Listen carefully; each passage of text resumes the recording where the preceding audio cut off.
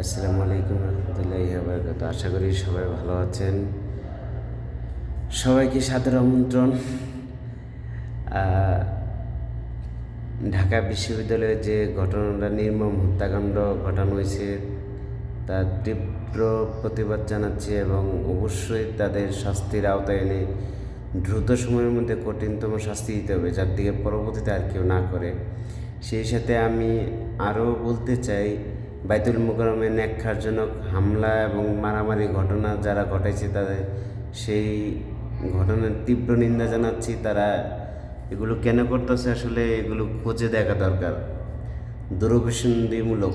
এবং বাংলাদেশে খাগড়াছড়ি সেই সব অঞ্চলে রাঙামাটি অনেক খবরে যা দেখলাম 6 জন লোক ইন্তেকাল করছে।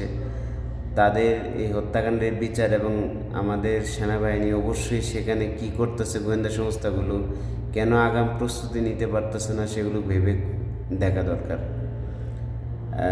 আমি ডক্টর ইউনূস স্যারকে বলবো যে অতি সত্বর অবশ্যই গোয়েন্দা বাহিনী চেঞ্জ করেন। তারা আসলে আওয়ামী লীগ ফেসিবাদের দালাল, আপনাকে কাজ করতে দিবে না, আপনার কাজে অবশ্যই তার ব্যাঘাত ঘটাবে এবং দেশের এই পরিস্থিতির সুযোগ নিতে চাইবে। আশা করি আপনি অবশ্যই জানেন স্যার। এবং সকল দেশবাসীকে আহ্বান জানাবো আপনারা সজাগ থাকেন। একটা ঘোলাটে পরিস্থিতি সৃষ্টি করতেছে এবং আমার মনে হচ্ছে এটা পরিকল্পিতভাবে।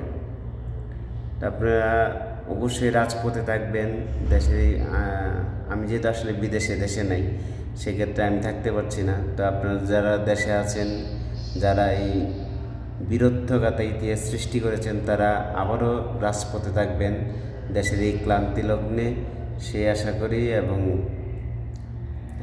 যাদেরকে আসলে স্যার উপদেষ্টা পরিষদে রাখছে তারা আসলে দ্রুতগতিতে কাজ করতে পারতেছে না।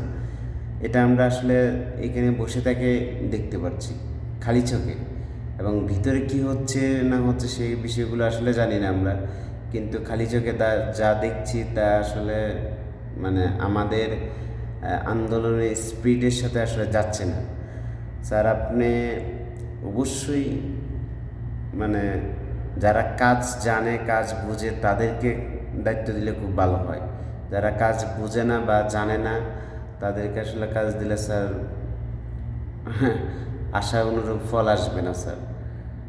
তো আমার দেশবাসীর কাছে আবারও আহ্বান জানাই যেন তারা রাজপথ থেকে না সরে যায় এবং দেশের এই ক্রান্তি লগ্নে স্যারের পাশে দাঁড়ায়। এবং স্যার আরেকটা কথা বলি, চুপ্পুকে আমার দেশের জনগণের কাছে বলতেছি, সেটা হচ্ছে চুপ্পুকে ক্ষমতার থেকে নামান। চুপ্পু অন্য দেশের নাগরিক, রাষ্ট্রপতি চুপ্পু অন্য দেশের নাগরিক হয়ে বাংলাদেশের রাষ্ট্রপতি থাকতে পারে না। ওনাকে অবশ্যই পদত্যাগ করতে হবে, পদত্যাগ করে চলে যেতে হবে। এবং কীভাবে যাবে সেটা উনি ভালো জানেন। এই রাষ্ট্রপতি চুপ্পুকে রেখে এখানে আসলে অন্য কিছু করা সম্ভব নয়। তা আশা করি দেশের জনগণ এই রাষ্ট্রপতি চুপ্পুকে অতি দ্রুত পদত্যাগ করতে বাধ্য করবেন। নিশ্চয়ই আপনারা বুঝতে পারতেছেন যে এই লোক অনেক গ্যাঞ্জাম বাজাবে এবং ভয়ঙ্কর গ্যাঞ্জাম বাজাবে।